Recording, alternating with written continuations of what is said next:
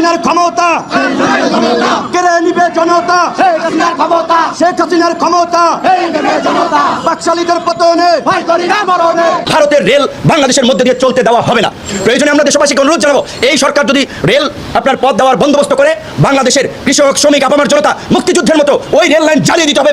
আসসালামু আলাইকুম রহমতুল্লাহি ওবারাকাতুহ। দর্শক মন্ডলী, আপনাদের মাঝে আবারও নতুন একটি ভিডিও নিয়ে হাজির হলাম। আপনারা সম্পূর্ণ ভিডিওটি ধৈর্য সহকারে দেখবেন। দর্শক, আপনারা ইতিমধ্যে জানতে পেরেছেন যে আমাদের বাংলাদেশ থেকে আসলে ট্রেন সরাসরি ইন্ডিয়া চলে যাবে। প্রধানমন্ত্রী আসলে এমন একটি সহজপাত করে দিয়েছেন যে বাংলাদেশ থেকে সরাসরি ট্রেন লাইন হবে ইন্ডিয়ায়, বাংলাদেশের মানুষ ইন্ডিয়ায় যাবে, ইন্ডিয়ার মানুষ বাংলাদেশে আসবে। আসলে এটি মেনে নিতে পারছেন না আসলে বাংলাদেশের সাধারণ মানুষরা। আসলে ইতিমধ্যে এই বিষয় নিয়ে অনেক গুরুত্বপূর্ণ আলোচনা করেছেন ভিপি নূর। তিনি অলরেডি আন্দোলনে নেমে গিয়েছেন যে বাংলাদেশের বুকে কোনো ইন্ডিয়ার কোনো রেল চলবে না, ইন্ডিয়ার কোনো রেলের পথ হতে দেওয়া যাবে না। এমন বিষয় নিয়ে ভিপি নূর অনেক গুরুত্বপূর্ণ আলোচনা করেছেন। সেই আলোচনাটুকু আপনাদের মাঝে তুলে ধরতে চাই। দর্শক মণ্ডলী, আপনারা অবশ্যই আমাদের কমেন্ট বক্সে জানাবেন যে আমাদের বাংলাদেশে ভারতের ট্রেন ঢুকবে কিনা এবং আপনাদের কতটুকু সহমত আছে বা মত নেই। আপনারা অবশ্যই আমাদের কমেন্ট বক্সে জানাবেন এবং ভিডিওটা বেশি করে শেয়ার করবেন। আর যারা এখনো পর্যন্ত আমাদের চ্যানেলটি সাবস্ক্রাইব করেননি তারা অবশ্যই আমাদের চ্যানেলটি সাবস্ক্রাইব করে দেবেন এবং ভিডিওটি বেশি করে শেয়ার করবেন। তাহলে চলেন আমরা সম্পূর্ণ ভিডিওটি ধৈর্য সহকারে দেখে আসি। কেড়ে নিবে জনতা, শেখ হাসিনার ক্ষমতা বাকশালীদের পতনে প্রশাসনের ভাইদেরকে বলতে চাই, শেখ হাসিনা সরকারকে আন্তর্জাতিক ভাবে এক ঘরে করে দিচ্ছে, কোনো দিকে যেতে পারবে না। এখন তো আন্তর্জাতিক ভাবে এদেরকে কালো তালিকাভুক্ত করছে। এমনকি ভিসা নীতির ক্ষেত্রে মার্কিন যুক্তরাষ্ট্র বলছে বাংলাদেশের বিচার বিভাগ, পুলিশ সহ আইন শৃঙ্খলা বাহিনী তারা ভিসা নীতিতে পড়বে, ভিসা নিষেধাজ্ঞায় পড়বে। 50 বছরের ইতিহাসে এলিট ফোর্স র্যাব নিষেধাজ্ঞা খেয়েছে কোন সরকারের আমলে? আওয়ামী লীগের আমলে। এগুলো চাকরি বাকরির পরীক্ষা লাগবে, তরুণরা মুখস্থ করে রাখেন।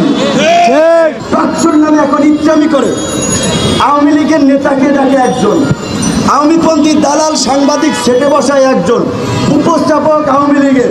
তারপরে বিরোধী দলের যে কথাবার্তা বলতে পারে না, যারে কাবু করা যায়, নাস্তানাবুদ করা যায়, এই পাবলিকের দায়িত্বে বসায়, তারপরে সরকারের পুরো কীর্তন শুরু করে। সেই ক্ষেত্রে সোশ্যাল মিডিয়া আজকে মূলধারার মিডিয়ার একটা বিকল্প মাধ্যম হয়েছে। আপনাদেরকে প্রপার ইউজ করতে হবে, আপনাদেরকে সিদ্ধান্ত নিতে হবে। আপনারা এই বাকশালীদের সঙ্গী হবেন নাকি দেশে গণতন্ত্র, আইনের শাসন প্রতিষ্ঠা করে আগামী সমৃদ্ধ মানবিক বাংলাদেশ গড়ে তুলবেন। আজকে এই বেকার তরুণদের কর্মসংস্থানের দাবিতে, চাকরির দাবিতে আজকে রাস্তায় নামতে হবে। আমার কষ্ট লাগে, যেহেতু আমরা তরুণ, আমরা বুঝি একজন ছাত্র অনার্স মাস্টার্স পড়ে ঢাকায় চলতে অনেক কষ্ট হয়। তার মধ্যে একটা চাকরির পরীক্ষা দিতে গেলে ফি লাগে আবেদন ফি 1200, 800, 1500, 2000। চাকরির পরীক্ষার আবেদন করার জন্য আজকে এইভাবে গলা কাটা ফি নিচ্ছে, বেকারদের রক্ত চুষে খাচ্ছে, বেকারদেরকে হতাশায় ফেলে আত্মহত্যার মতো মরণের দিকে সরকার ছেড়ে দিচ্ছে। আমরা বলতে চাই, আগামীতে যারা সরকার গঠন করবে শিক্ষিত বেকারদেরকে ভাতা দিতে হবে, সকল জনগণের স্বাস্থ্য সেবা নিশ্চিত করার জন্য সকলের জন্য স্বাস্থ্য বীমা চালু করতে হবে। এখন এই স্বাস্থ্য বীমার কথা বলেন, শিক্ষিত বেকারদের ভাতা বলেন, এগুলো তো এই সরকার করবে না, কারণ 14 বছর এরা করে নাই। ভারতের রেল বাংলাদেশের মধ্যে দিয়ে চলতে দেওয়া হবে না। প্রয়োজনে আমরা দেশবাসীকে অনুরোধ জানাবো, এই সরকার যদি রেল আপনার পথ দেওয়ার বন্দোবস্ত করে বাংলাদেশের কৃষক, শ্রমিক, আপামর জনতা মুক্তিযুদ্ধের মতো ওই রেল লাইন জ্বালিয়ে দিতে হবে, পুড়িয়ে দিতে হবে। বাংলাদেশের মধ্যে দিয়ে বাংলাদেশের স্বাধীনতা, সার্বভৌমত্বকে বিপন্ন করে ভারতীয় কোনো রেল লাইন বাংলাদেশে চলবে না, চলবে না। অনতিবিলম্বে ভারতের সাথে হওয়া সকল অন্যায্য চুক্তি, স্বাধীনতা, সার্বভৌমত্ব বিরোধী চুক্তি বাতিল করতে হবে। এতদিন যা করেছেন, এতদিন বাংলার তরুণরা রুখে দাঁড়ায় নাই। আজকে আমাদের মতো তরুণরা দেশের স্বাধীনতা, সার্বভৌমত্ব রক্ষার জন্য প্রয়োজনে দ্বিতীয় মুক্তিযুদ্ধ করে বঙ্গোপসাগরে ভারতের নজরদারি থেকে শুরু করে বাংলাদেশের অভ্যন্তরীণ সমস্ত নৌ স্থল পথে ট্রানজিট দেওয়া শুরু করে এখন আকাশ পথেও স্যাটেলাইট দিয়ে নজরদারি করার সমস্ত আয়োজন তারা করে বাংলাদেশকে ভারতের পেটে ঢুকিয়ে দেওয়ার একটা বন্দোবস্ত করছে। এইটা কি কোনো দেশ করতে পারে? এই রকমের একটা প্রতিবেশী দেশ। আমরা যতই অসাম্প্রদায়িকতার কথা বলি, আমরা যদি সৌহার্দ্যের কথা বলি, ভারত পৃথিবীর বুকে তারা একটা হিন্দু রাষ্ট্র হিসেবে ভারতকে কায়েম করতে চায় নরেন্দ্র মোদীর সরকার। সেই ক্ষেত্রে তাদের প্রধান এইখানে বাংলাদেশের মতো একটা মুসলিম সংখ্যাগরিষ্ঠ রাষ্ট্রকে তারা প্রতিবন্ধকতা হিসেবে দেখছে।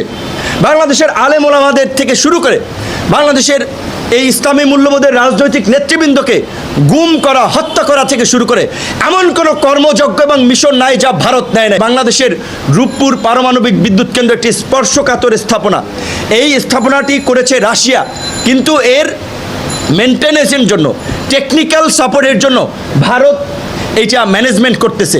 এই যে পারমাণবিক যারা বিজ্ঞান পড়ছেন তারা জানেন, সংক্ষেপে বললে পারমাণবিক এই বিক্রিয়াগুলো হচ্ছে আপনার একটা অণু বা পরমাণু ভেঙে দুইটা হয়, দুইটা ভেঙে চারটা হয়, যেটাকে বলে একটা চেইন বিক্রিয়া। এটা একটা বাড়তেই থাকে।